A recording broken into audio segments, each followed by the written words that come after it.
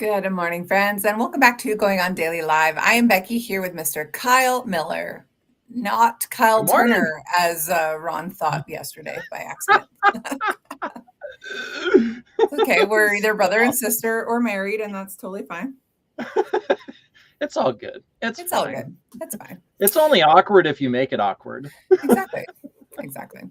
So we're here today. It is Black Female in History Week to commemorate Black History Month.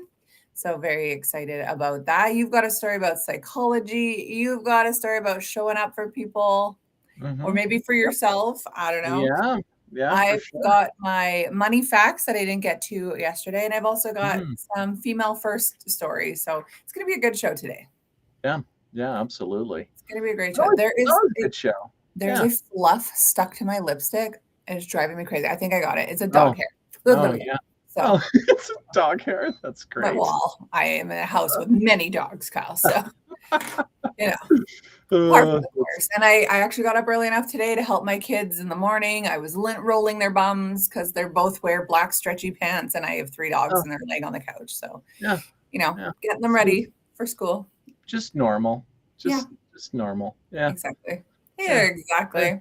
Well, why don't you lead us off here about your first story on psychology? Yeah, absolutely. So I was looking up. I was like, what do I do here as far as Black women in history? And I came upon Dr. Mamie Phipps Clark, and so she was a psychologist whose work explored racism and segregation, impacted children's self-image and development. So from a long time ago, so 1917 to 1983 she lived. Oh wow! Okay. So a long time ago. That was before she was doing this, before Black women were integrated. Black people in general were integrated. If she's born in 1917, then she got to experience all the hatred. Yeah.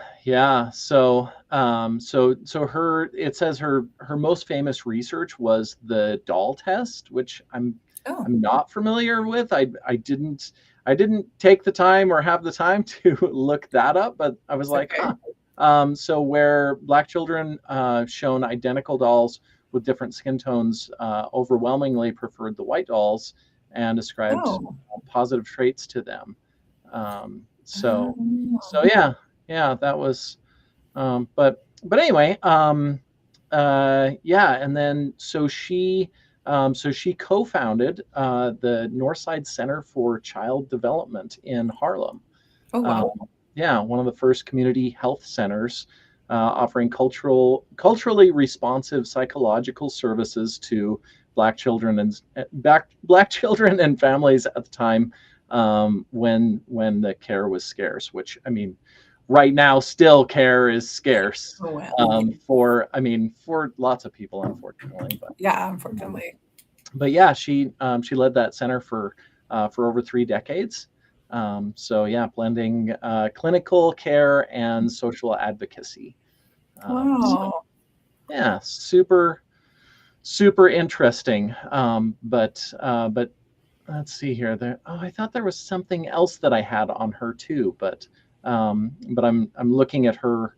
But so she was a doctor, which she went through the degrees. It's interesting as well, like thinking of that time, 1917. So she's born into war. Well, she's born into war. She becomes, coming of age in the next war, and then is a woman of color and has to try to go through medical school, on the heels of a war, and a society where she's not accepted. So bold, like a very bold choice for this woman to pursue it, because I'm sure it wasn't easy going to university either, especially not medical school. I know there's all kinds of things out there talking about how women used to be treated in medical school back, even before the sexual revolution. So I can only imagine what this went through. Yeah. Yeah. It says so 1940 is when she began. So she went to Columbia University and began working on her PhD. So literally during the war. Yeah, literally. So and she graduated in 1943 with a PhD. So like in 3 years, right? Yeah, right in the midst. I wonder if it was like the condensed program. Hey, there's a war on. We're just gonna. Well, I'm guessing, which I don't know, but I'm guessing that she probably already had a degree, whatever, in psychology, and then started working on her PhD in 40, yeah, maybe that makes more sense. Then I don't know, but that's wild. That's right in the midst of all kinds of layers of chaos. And just thinking too, at that time, I'm thinking psychologists of the early 1900s, and a big one that stands out is Freud. Oh yeah. And I mean, some of the things that he proposed is bizarre.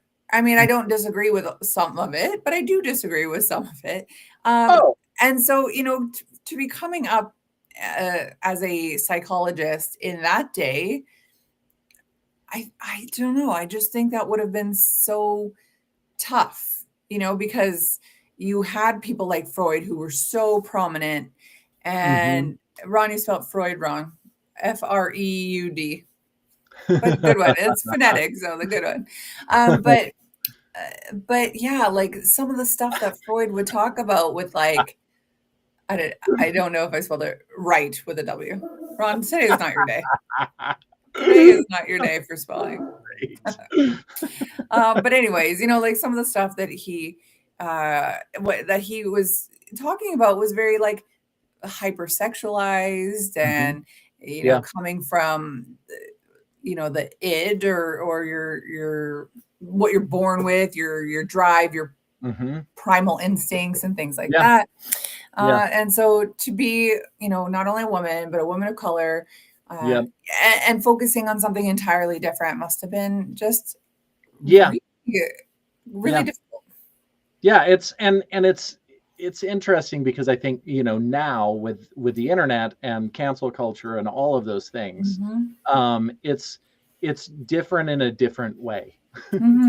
Because so many of us are all worried about getting canceled on the internet, but back then there was a different cancel culture back then.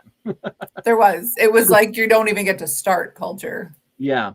And if you do get to start, we're gonna just harass you, sexually harass you, physically harass you. Yep. And all the gatekeepers involved with all of it, which is not easy. So yeah, huge kudos to her for doing that work. Absolutely. And just having a heart for that sort of inner city family life, because even today, like we're talking almost 100 years later, and there's still there's still problems everywhere. I don't want to just say this is an inner city problem. It's not at all. No, there are problems absolutely everywhere, but there's and untapped is the wrong word as well, but like an under-resourced area in the inner city. And you are seeing a lot of broken homes and gang violence and drugs and trauma that continues to perpetuate generation after generation because because you literally don't even have the tools to end that generational trauma. And I just think her mission is amazing, or was amazing. So I wonder if there's anyone who still practices like under her umbrella kind of thing, because like there are different schools of thought. Like there's Freudian psychology today, there's Jungian, there's all different ones from different psychologists of the time. So I wonder if she I don't know if she has like I hate to say disciples because I think everybody does their own work, but one of the other ones that came up was which it sounds like she's perhaps still alive. I didn't look that up, but Dr. Jessica Henderson Daniel, and so she's a clinical psychologist known for work on racial trauma and stress and violence in Black children and adolescents. So that was one of the other ones that came up. So she made history as the first African-American woman president of the American Psychological Association.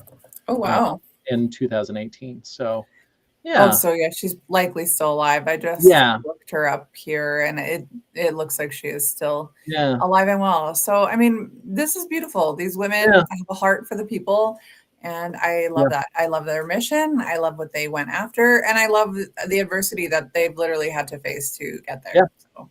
Yeah, that's. I think there's a trend for sure with the people that go through that just go through hell in so many ways. They go on to do all kinds of great things, and in spite of and partially because of the things that they've gone through. Yeah. Well, if you look at historical Black women, for example, this week the topic is literally Black women in history. I typed that into Google, and the women that came up were ones that literally had to overcome so much adversity to get to where they were going, to risk jail, to risk abuse or murder, or all that. It's wild.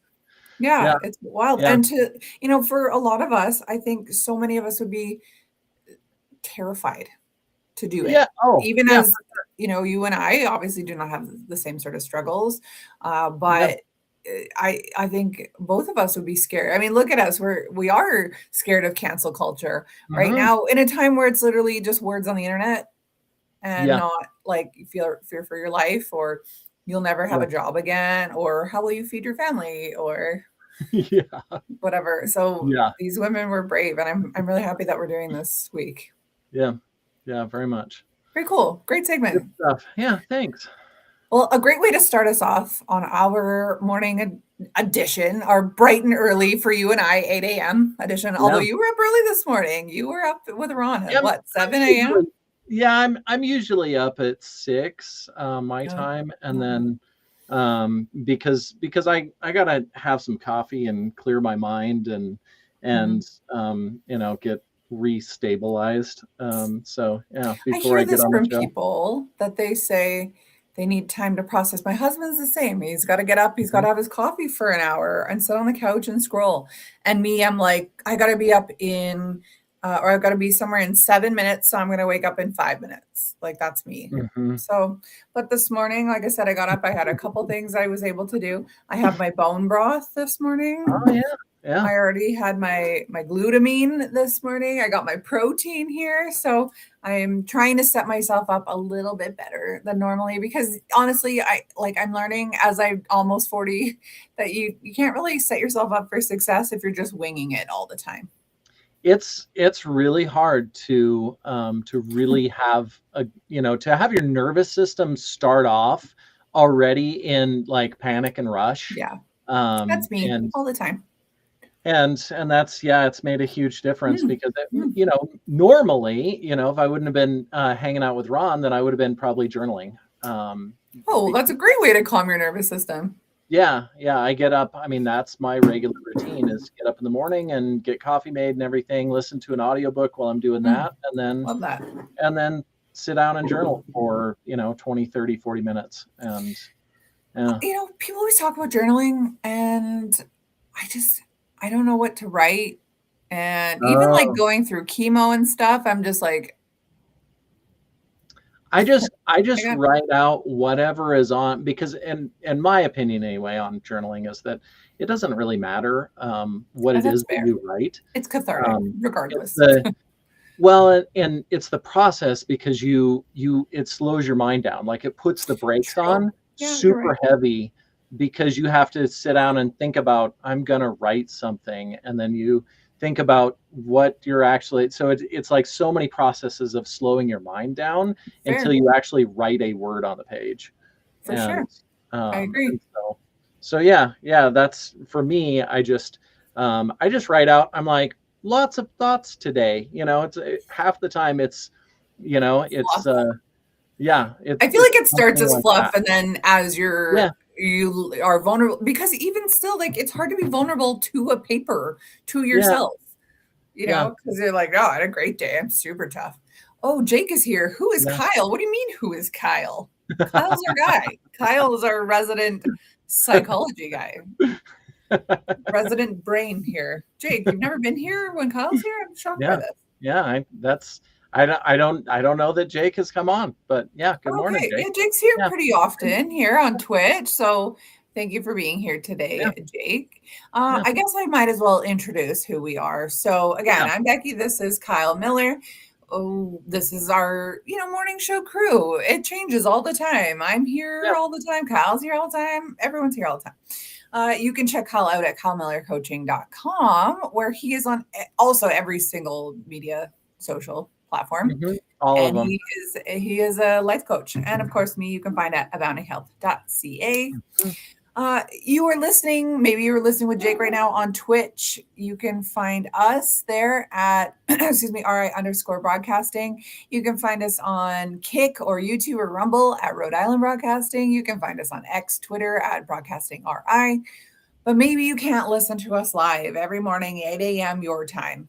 I know that I can't on days that I'm not. On days that I'm not on the show, I have a hard time getting up.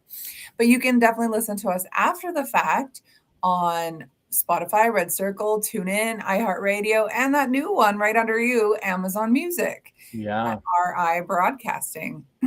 What do we say, Jake here? Ron actually put a few episodes on the speaker this morning, including our Royal Rumble predictions. Oh, you're a wrestling guy, Jake. Okay. I loved wrestling when I was a kid. Loved it so much. Anyways, you can follow us on all of our social medias at MeWe, TikTok, LinkedIn, Space Hey, Gab, Parler, Blue Sky, and of course our Patreon at RI Broadcasting, and on X Twitter at Broadcasting RI. And you can follow us on Facebook. Yeah. We are at Going On Daily Morning Show. Now, if you don't remember anything that I just said, just go to our website, RhodeIslandBroadcasting.net. You can find all of our socials. You can find everyone's shows. You can find a place to donate $10 million to us. Yeah. You can find the Hall of Fame. So right now we have the Hall of Fame results from last month. Mary Poppins took it this month, 36%. The Freight Escape, which is actually the Great Escape, 29%. Psycho 14, Sound of Music 14, Space Odyssey. I didn't get to watch any of these, like I said I was going to. No surprise, Becky is too busy. But I'm going to download what I can for my trip, because I got a lot of hours in the air where I got to kill it. So why not? Why not watch some good stuff? Yeah, because all I'll end up watching is stuff about murder, and it's just it's not conducive to like sitting on a plane with 300 people. I know. It's weird because I like try to keep all those vibrations, all that energy high everywhere else, but I love a good murder show. Oh, yeah. I have lots of speculation. That's I'm like it's because I love chaos. Yeah, I'm like, tell me about what you watch and listen to, and I will tell you about your nervous system. Well, it's unregulated, Kyle. There's a lot of past stuff. I know. Yeah. I know. So we'll talk about this after the show. No judgment. No, it's fine. I love to know. We have a new one this month. You can see I just voted.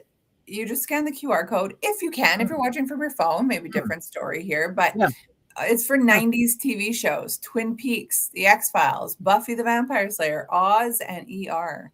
Now, I voted for ER because I watched it recently, all 330 some episodes. And my husband is now restarting them because apparently we have nothing better to do. It's so good. It is so good. From season 1 to season 15, it is so good. So, that's me. That's my choice here. Well, what about you? What would you pick? Oz. I'm Do you remember Oz? I don't know if I remember Oz. It was prison. Okay. I remember it would come on, and I know we don't have the same channels here, but it would come on like Showcase, which was like, if you wanted to see some boobs at nighttime, Showcase was the place back in the 90s, because you couldn't see that anywhere on TV back then. Yeah. But you'd go to Showcase and you'd see all kinds of weird stuff. So Yeah, that's where. Oh, your Cinemax. Yeah, like Skinemax, right? Oh yeah, Skinemax. Yeah. Yeah. So So that's where we would watch those. Yeah, you were jumping on to watch boobs in the 90s. You know what? I saw all kinds of things as like a kid that like my brain just couldn't process, and I'm just like, eh. And there was a show called The Red Shoe Diaries, and everyone knew. They were like, oh, The Red Shoe Diaries. It was dirty. It was like it was like it wasn't XXX by any means, but it was, it was soft. It was getting there. For kids, you shouldn't be seeing that as a kid. Yeah. Yeah, maybe, I don't know, maybe the X-Files. Another good one. Yeah, but I didn't really, I didn't watch ER. I don't know, maybe sometimes, but yeah, that's a tough choice because they're not really much. I watched the X-Files probably more than anything else. Yeah.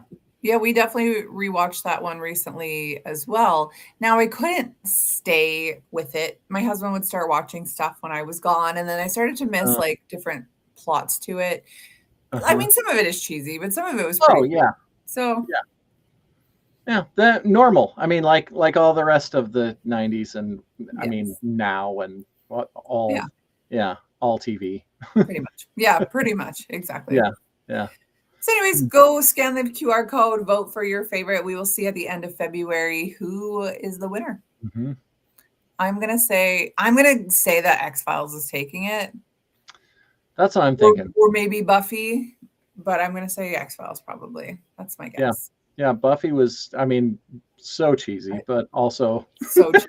Like, I can't even believe my parents let me watch that. I wasn't allowed to watch growing up, I wasn't allowed to watch Care Bears because there was like magic and stuff in it. And I can't remember what else I wasn't allowed to watch. Like just simple stuff I wasn't allowed. But I was allowed to watch X-Files, and I was allowed to watch Buffy the Vampire Slayer. And that's wild. I mean, a little bit different age groups here, but yeah, the X-Files, but no Care Bears. Yeah. That's very interesting. Huh. Yeah. Okay. I know nothing really with magic I was allowed to watch. So yeah. Witchcraft. Yeah, like X-Files seems definitely like, whoa, this is all of this stuff is kind of out there a little bit. Yeah, totally. Yeah, but for sure. Interesting. Yeah. Okay, so this episode Ron is calling feels like the first time. That's cute. So I am talking about female firsts, and so to keep in line with females, Black females in History Week, we're talking about some of the firsts for some of these people. So what does Jake say? I actually have Adam Bush on my show, Adam Bush from Buffy. I don't know anyone's names, Jake. Yeah. I was a child watching it. Yeah. But I will Google it after.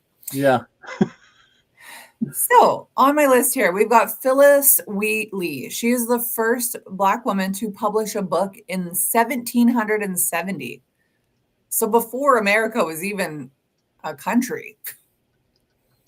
That's wild. Wow. And it says that she spent most of her life enslaved. She was born in West Africa and brought to America by slave traders. At 14, she began to write poetry.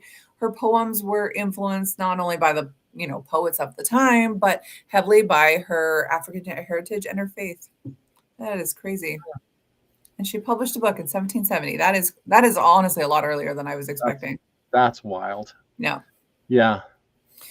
Mary Ann Shadd Carey. She was the first female newspaper publisher in Canada, no less, in 1853. So as a Canadian, I've actually never heard that. But Canadians aren't proud of their heritage or history, so we have no idea anything about anything. We're not like America. All of y'all with your tattoos of eagles and stuff like that. We don't have that here. We're all weird in different ways, I suppose. No, you know what? I love pride for your country. I do. I think it's great. I think Canada would be in a different position if we had more pride, but we don't. So that's because you're super polite. Yeah. We're becoming less polite. No, it's true. We are becoming less polite because a lot of people are really tired of nonsense.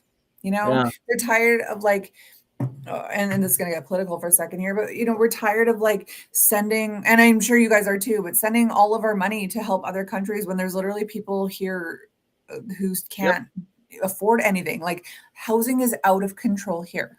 Like luckily I don't live in Toronto or Vancouver, because you'd be paying $2 million for a tiny like 2-bedroom home, like a little shack.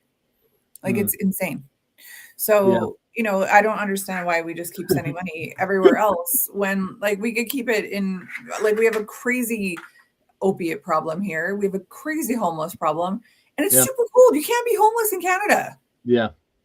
Anyway, I digress. Yeah. We have no pride. And this is why I have no beavers tattooed on me. Because of this reason. I'll leave that one. Right. Yeah, I know. Suggestive. I was going to say eagle, but it wouldn't make sense. I know. I get it. All right. Number 3, Mary Jane Patterson.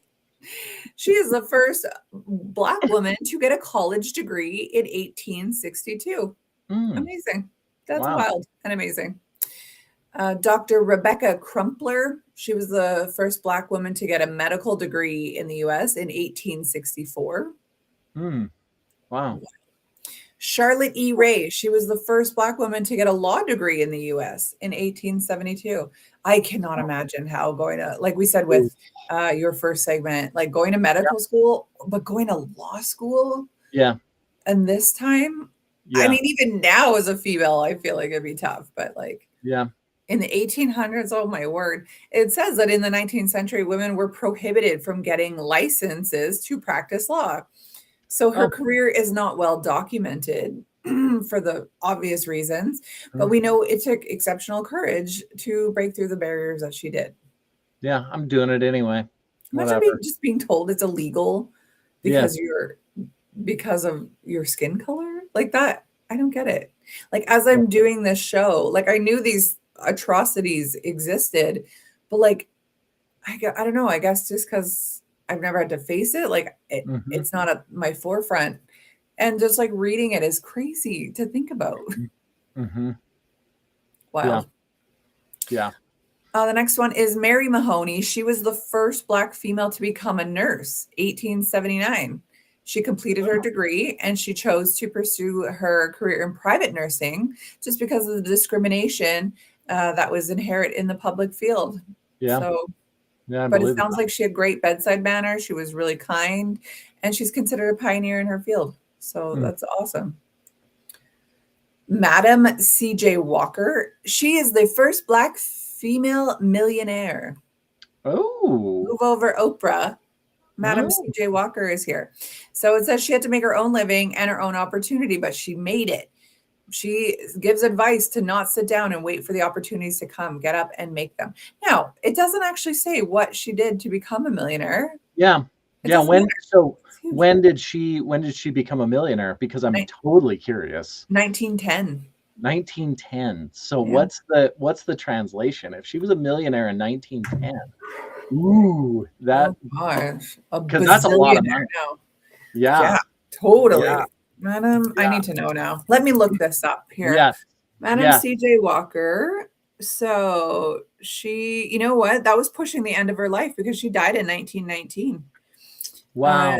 An American entrepreneur, philanthropist, political, and social activist. She was recorded as the first female self-made millionaire. And of course, I clicked on it, so now it's gone here. She's in the Guinness Book of World Records for that. Multiple sources mention, although like other women like Mary Ellen Pleasant might have been the first, her wealth was not well documented. She made her fortune by developing and marketing a line of cosmetics and hair care products for Black women. Amazing. Okay. Very cool. And probably at the time, there was nothing. Yeah. So I just looked up, I mean, and it's kind of disappointing because she wasn't that rich in today's dollars. It was only equivalent of like 34 million. Is that it? Oh, that's nothing. Yeah. I was like, only worth about 34 million in today's dollars. Wow. But it says at the time of her death, she was worth between $500,000 and $1 million. So at that time. That is massive. She's the wealthiest African American woman in America at that time. And she died at only 51 years old of kidney failure. So that's terrible. But I mean, good for her. Like creating, like really hitting an untapped market. Hair care and skincare for Black women. I know I did makeup for almost 15 years, before I got sick. And most of my clientele was white, but the odd time I'd get a Black girl and she'd be like, "Do you have makeup for me?" And I'm like, I honestly don't. I honestly don't. And so they would have to usually bring their own.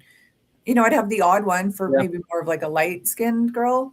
But yeah, I completely get why I don't want to say they, that sounds terrible, but why people feel excluded, ostracized, left out, like products aren't made for them.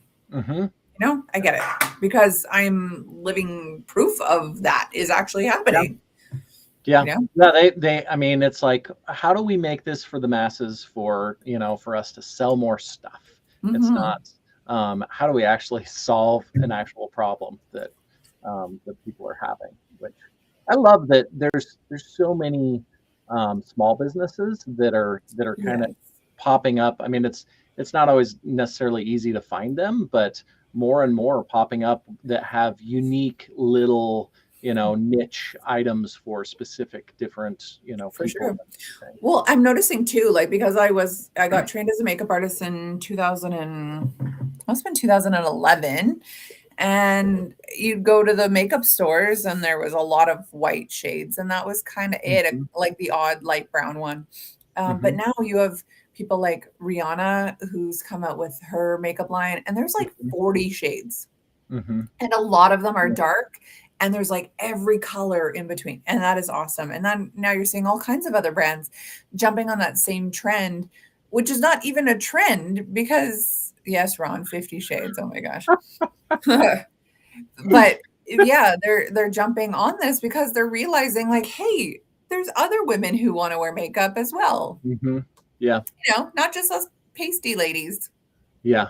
Ladies with some color in the skin want to wear some makeup as well. So I'm really happy to see that. And then, really by the time all of this was mainstream in the stores, I kind of stopped doing makeup. So I never had to load up or anything. But yeah, I'm happy to see that kind of stuff becoming more, forefront again.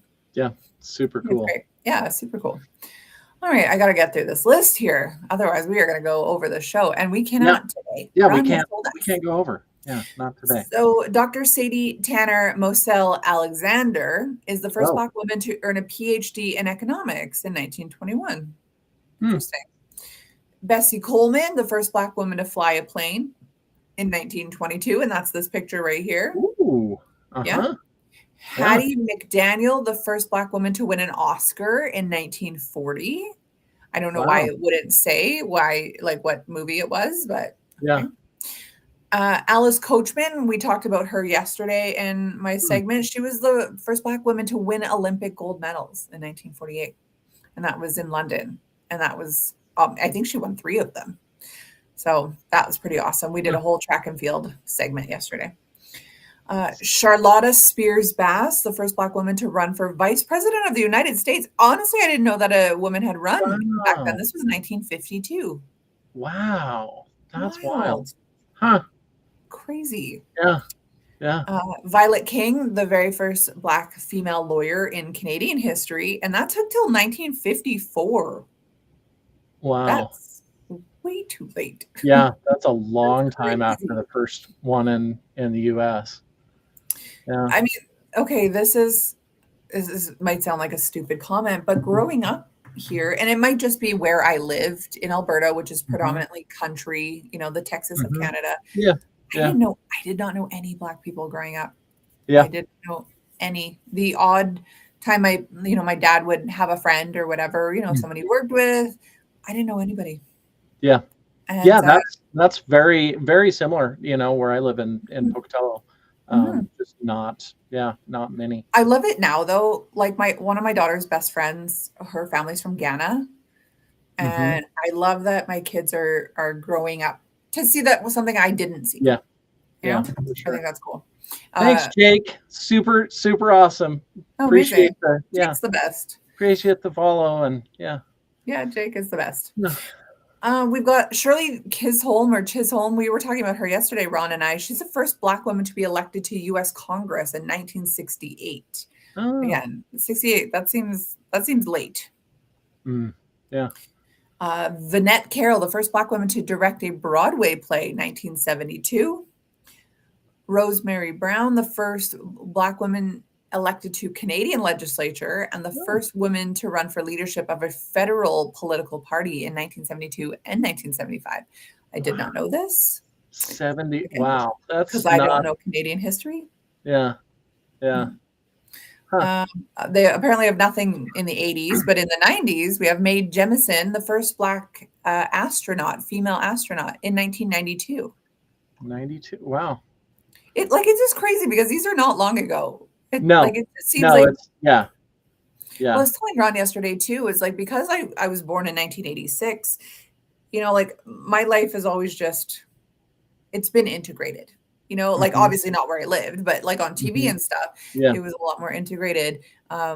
So it's really hard to wrap your head around how hard these people fought or the kind of segregation that there was prior to this. Toni Morrison, the first Black woman to win a Nobel Prize in 1993. And speaking of wild. Oh, I know. Speaking of Oprah, the first Black female billionaire in 2003. Has she been a billionaire for 23 years? Goodness me. Wow. Let's see here. We have got Michelle Jean, the first Black woman to be Governor General in Canada. Oh, Governor General, huh? I actually don't know what that means. Yeah. I don't know anything about it. Okay, perfect. That I feel better now because I'm not sure what that is. But I want to say it's it's like the link to like British Parliament. I don't know. Hold on. Why can't it just be on Wikipedia? Governor General of Canada is also female still. Federal representative of the Canadian monarch. Yes. Okay. That's what I thought. It's like the link. I don't know why Canada has anything to do with British, but anyway, we're living in the past here. Okay. Let me just do one more here. Let me just find a really good one. They're all really good ones. Okay. I love food. I love cooking. Mariah Russell was the first Black woman to run a Michelin-starred restaurant, and that was in 2019. Oh, wild. Yeah. Wild is right. And then there's more, but that's all I'm going to do for today. So amazing. These women literally paved the way for other Black women. So yeah, the first in 2019 to run a Michelin-starred restaurant. Yeah. And but still, like, what? That was only a few years ago. I know. Yeah, that was more than a few. Oh, yeah, that's too. We lost those COVID years, Kyle. 7 years ago. Okay, yeah. Listen, we lost the COVID years, so really, it was only 4 years ago, 3 years ago, even. So, yeah. Anyways, why don't you take us into our next segment, showing up for you? Yeah, that's it's something, I really discovered so much. I've been such a rebel my whole life, and I think in so many ways I have, instead of just being there for me, it was like against everything else. I don't want to show up on time. I don't want to all of these shoulds and expectations and schedules and all of those things, which then instead were, really a distraction from just being with myself, supporting myself. And I think well, and that's, I think it's a huge thing in our society because all of the different things are here for distractions away from ourselves. And it's so much of what, what I do with my clients as well. It's looking at, acknowledging all of the different things that we go through in our lives, with every kind of situation, but then always coming back into yourself, because that's what we, what we really all need is we need to show up for ourselves, which doesn't mean, we think about all the external things when we talk about, taking time for you, which is like, oh, a spa day, or, go for a soak, or, get a massage, or any of those things that we think about, which are not bad. Right. But we're still focusing on the external thing. I'm going to get a massage so that I feel better. I'm going to go out into nature so that I feel better. Yeah. But are you really being there with you? Yeah, right. I can tell you, I do all the self-care in the world. Does not mean that I am getting deep here. I will take a bath and I go, oh, self-care, Epsom salts, essential oils. Guess what I'm doing? I'm doom scrolling the whole time. That's not relaxation. That's not self-care either. That's just bathing. Yeah. And I think that's, it's a scary thing to really be there with yourself. And it's, it's become so much better for me over time. Like talking about the journaling earlier. That's one of the things that I do for me. I went out, I went out on Sunday and just drove up into the hills in a place that I could actually get into, which was super nice. Not that it's nice that we don't have much snow, but it made it nice for me to be able to go someplace. Right. And I spent like most of the day up there just with me and my thoughts, and just really taking time for me. And it was one of the things that I just realized that I don't necessarily take as much time as what I would like, because I think, for all of us, but that's where we get to really know ourselves, is not, without the technology, without doing something. Have the ski hill 30 minutes away here. The trails are super close. So people talk about going out into nature, but usually it's like the focus on, skiing or snowboarding, or, or trail running. It's the doing part. And we are human beings. And that is, so not human doings, human beings. So to show up for ourselves, how often are we just taking the time to just be with ourselves?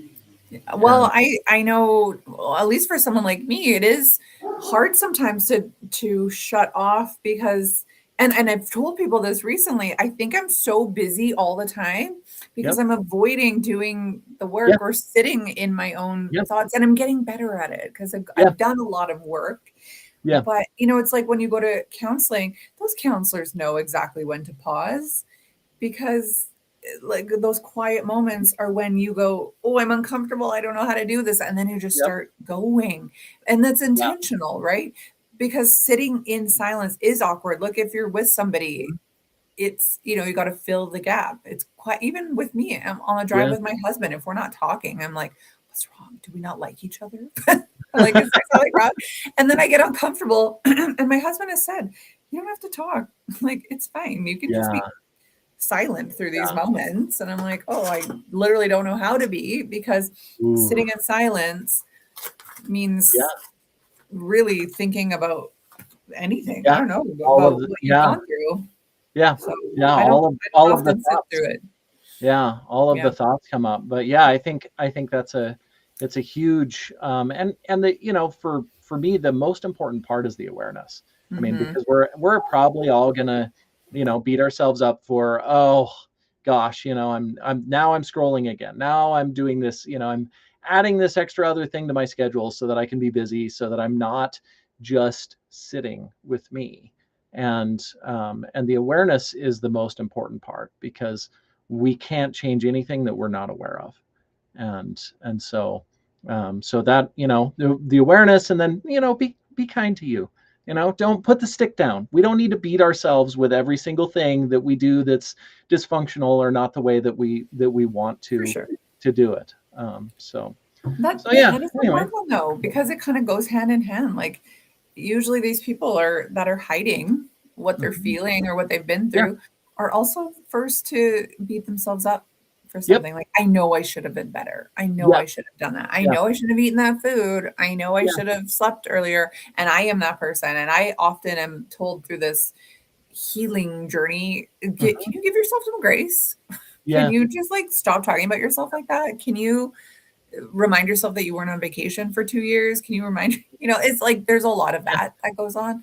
And I don't know why, because it's not like I have a really that negative a view of myself at all. But it's like, I don't know, we're like taught from a young age or something to criticize ourselves, or I don't know. Well, shame and judgment is the most effective way initially, right off the bat, and that's what society uses to get us to do things. You better get good grades, because otherwise you're not going to be able to go to college, and then you're not going to be able to have a good job, and then you're going to be a failure in life, and then you're going to be an awful, terrible person, and all of the shame and judgment. So it's programmed into us because it is the most effective way. If you don't clean that up, like with our kids, if you don't clean that up, then you're going to break all those things. And then, all of that, like so much of that is based on shame and judgment. So we are literally programmed with that from a very young age, unless we're super spoiled and have, emotionally intelligent, aware. I was going to say some regulated parents, which I don't know anyone who did. That's not true. My best friend's parents were very, very much like that. The problem was they were never home because they were working so much. But when they were home, man, they were like, oh, so deep, and like, let's have the conversation. Let's talk about why you feel this way. And she could still have these great conversations with them. For me, my was a name calling, or like a smack, or like you're grounded. I was getting yelled at. Yeah. So like, it makes sense why I listen to a lot of murder stuff, chaos stuff. She listens to economic podcasts, how to I don't know, live a clutter-free life. Like, she just listens to these things that are like deep.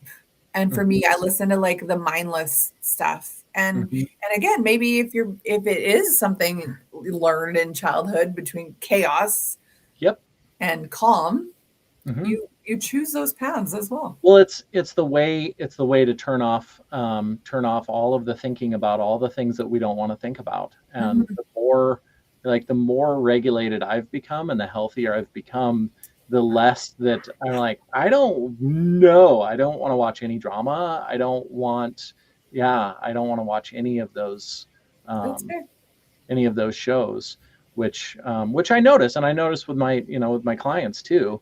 The healthier they are, they start out, it's like, oh, I love horror shows and all of those things, and then continually doing more work, and they're like, I can't watch that anymore. Totally. Which is super. I agree. I agree. I will not watch anything horror, but the murder shows. And I did actually find over like the spring, summer, I did have to put a pause on it a little bit, because I was just feeling like maybe a little more anxious than I needed to be. And I'm not an anxious person. Like, I don't care about anything. And yet maybe I do. And side note, I see this is coming up on the bottom here. What did you think about the mom from Home Alone passing? Well, it's terrible. This one is actually not that I'm affected by celebrity deaths, but this is a sad one, because Canadian. Catherine O'Hara, right? Catherine O'Hara, Canadian. I just started rewatching Schitt's Creek. That show is so funny. Oh yeah, I didn't make the connection. I was like, oh, wait a minute, of course, yes, okay. Yeah. So it is tough. It's coming up on Canadian Netflix. It shows you may be interested, just since she passed. Becky has a nose ring. Yeah, I have two. I just don't have one in right now. I have one here too. I have one here also. Just it fell out the other day, and I forgot to put it back in. Yeah. Thank you for noticing, Jake.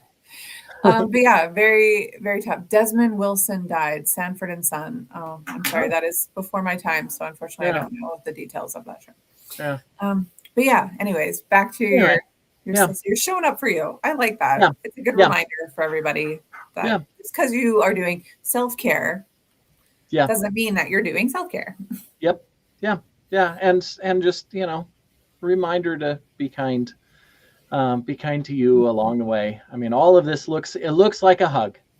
So many of these things, we allow it just like we allow somebody that we love to hug us. For sure. And that's so what most of it looks like. We can't. It's not anything that we can force. So love it. Yeah. Good one. Anyway, yeah. Oh, I love our sessions together. Yeah. Super good. Kyle looks like Nick Hogan. Yeah, you know what? You're kind of right. Hulk Hogan's son. Yeah. Oh.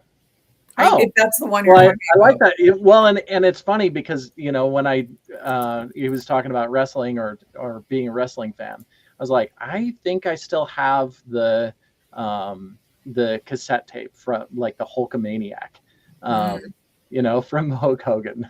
Hulkamaniac. Oh my gosh. Yeah. I was like, oh my gosh, I got this cassette of for all the Hulkamaniacs. Hilarious. Yeah, I'm looking at his pictures. I mean, now that he's a bit older, no, but like younger Nick Hogan, for sure. Hulk Miller. That's right. Yeah. That's hilarious. Love it, Jake. Yeah. All right. Well, we got time for one more segment. Yeah. So we are talking about money facts. It just came up on my Facebook or on my Instagram or something. And I thought those are some kind of cool facts. So why not look into more cool facts? So these are mind-blowing money facts. Ooh. Did you know, and I'm sure you did, money is dirtier than a toilet seat? Yeah. Whose toilet, though? In my house or in the mall? Or at a truck stop? Which toilet is it? Oh, yeah. Yeah, former trucker, the truck stop toilets. Well, I definitely avoided those. Can I go to a Home Depot or something like that? That was my, it's like, let's pull in somewhere else other than I would rather not go to a truck stop. Yeah, literally. I will park and walk a mile if it means clean bathrooms. Yeah, that's right. Gross. Yeah. Paper money actually does carry thousands of little bacteria, including trace amounts of E. coli, fecal matter, and cocaine. No surprise. But then I'm thinking like cocaine, you have to put it up your nose, but then you're also sucking up all the other stuff. Oh yeah. Yucky. Yeah. So probably lots of $100 bills that have lots of. So Canadian money is plastic. Oh. Actually, I have some right here. That's So look. Didn't know that. This is me trying to rip it. I literally cannot. Wow. And super interesting. Yeah. So I mean, the odd one is in circulation. That's not, but it's plastic, so you can wash it and it's fine. It goes to the dryer. It's fine. Yeah. So, cocaine is definitely because they use bills to. Yeah, I know. Right. Yeah, that's what I was thinking. I was like, oh yeah, of course. Yeah. Roll up, especially a Benji. Roll up a Benji so that you can. 100. Yeah. I feel like if you're buying cocaine, maybe you don't have any Benjis. I wonder who my Benji is. I actually don't know anybody. Yeah. The governor, Sir Robert L. Borden, Prime Minister. That's our Benji. Oh. Again, I told you, Canadians don't know anything about Canada. Huh. I don't know any of these people. That's wild. Oh no, I do know Queen Elizabeth. Uh-huh. So I have an interesting, fun money.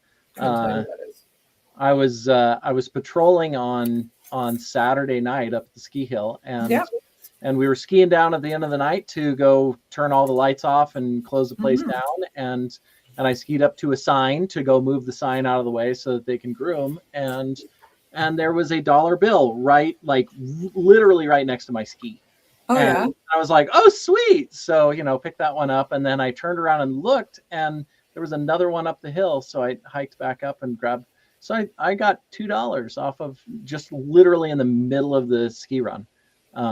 That's nice. Hanging out. Yeah. So, yeah. Love that. Yeah, I love just found money. Yeah. Yeah. I'm like, wow. The other guy was like, what are you doing? Because I'm hiking back up, stepping back up on my skis and I was like, there's another $1 up there. I'm going to go, hopefully it'll be 100, but it was just $1. So anyway. Yeah. Hopefully it's 100, right? Yeah. Oh, Jake would like us to read his comment about trucking. Okay. Give me a second here. Yeah. It's a quick ad. My family's been in trucking business for a long time, 3rd or 4th generation truckers. I've been in trucks my whole life. I'm a truckie. That's cool. Yeah. Yeah. And were your family's truckers? No. No, just you. No, just me. I was the odd one out on everything, probably. But yeah, drove for 16 years ish. Yeah. That's crazy. That's a long time, man. Yeah. It's a good way to hide. Good way to hide from myself. Yeah, totally. Else. Yeah, of course. But you got to do all that self work and listening and everything to all those podcasts and self help. So I mean, it was for the best. Good. Yeah. It was I do not get to listen to the amount of podcasts that I used to be able to listen to. Yeah, I guess if you're not on the road for 24 hours, then that makes sense. Yeah, super. Yeah. Oh well, just got to make that time. Yeah. Okay, what else is 1,000 hours? Yeah, 1,000 hours last year of podcasts. It's crazy. Pretty good. Yeah. Oh, Jake also says that we have loonies and toonies. You are right, we do, and I don't have any near me at this moment. I don't think. I don't know why. I've got some American money right here. What do we got here? Some. Oh yeah, George Washington. Yeah.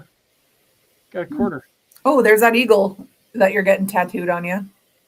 Oh yeah. And here is the beaver that I'm not getting tattooed on me.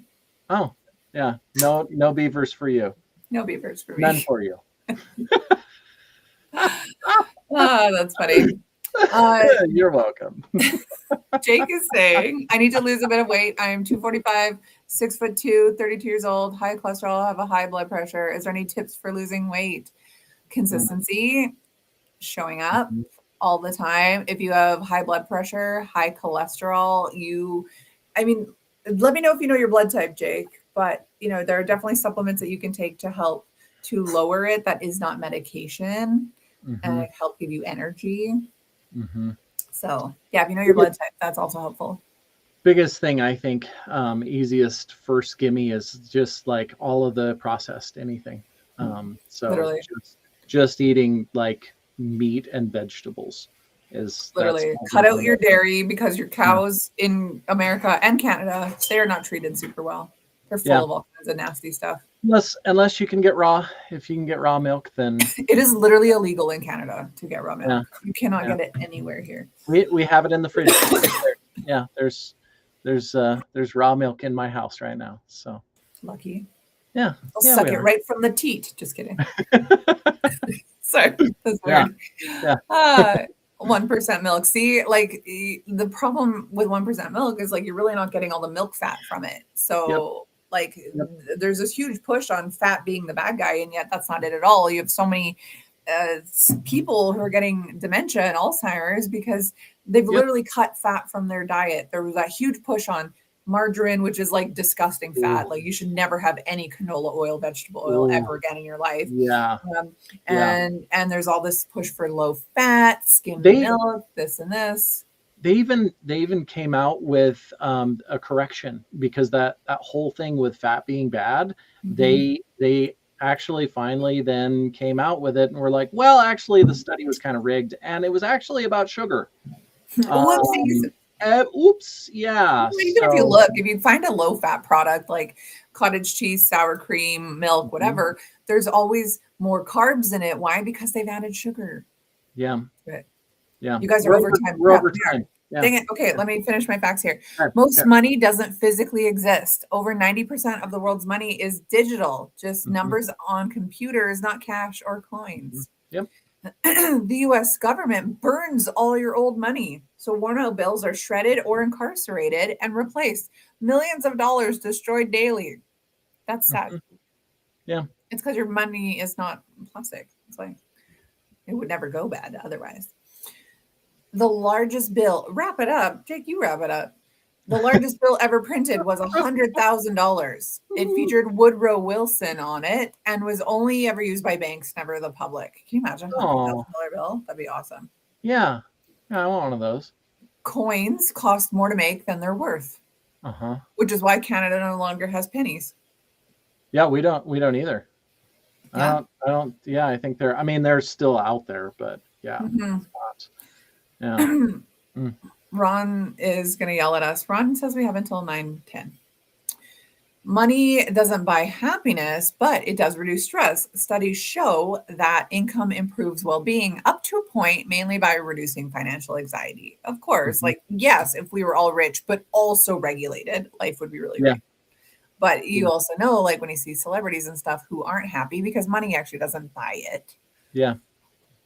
Yeah, it's I remember, I don't know where it came from, but they said it's like, and this was years ago, so I'm sure it's different now, but it's like $75,000 a year, somewhere right around there is what you need in order to really, like, that's about the max level of not that you can't make more, but you need somewhere in that neighborhood so that you can just kind of take care of all of the every need in your life. And so, yeah, so then you're that much more. Yeah, I can see that. Yeah, that much, that it allows that much more happiness. For sure. Unless you live in Canada. Yeah.